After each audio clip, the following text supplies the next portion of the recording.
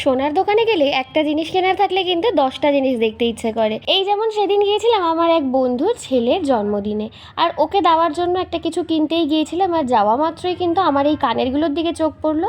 আর যেহেতু সামনেই বিয়ে, তাই এই ছোট্ট ছোট্ট কানেরগুলো রেগুলার ইউজের জন্য কিন্তু খুবই পারফেক্ট, তাই একটু দেখে নিচ্ছিলাম। আর এরপরে কিন্তু কিনে নিয়েছিলাম এই রূপোর ব্রেসলেটটা, তোমরা জানিও তো ঠিক কেমন লাগছে। আর এই হলো আমার ওই বন্ধুর পুচকু ছেলে।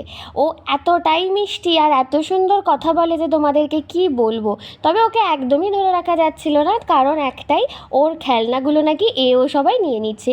এরপরে ওর সুন্দর কেকের সামনে ওকে বসিয়ে আশীর্বাদ করে দেওয়া হলো, আর দেখো কত মিষ্টি করে কিন্তু ক্যান্ডেলগুলোকে নিভিয়ে নিচ্ছিল। তারপর কেক কেটে সোজা কেকটা নিজের মুখেই পুরে দিল। আর সবার প্রথম যে আমাদের সব থেকে স্পেশাল তাকেই কিন্তু খেতে দেওয়া হয়েছিল। তারপর কিন্তু আমরা সবাই মিলে খেতে বসে পড়েছিলাম, আর সবশেষে রাস্তাটার এই এত সুন্দর দৃশ্য উপভোগ করতে করতে বাড়ি চলে আসি।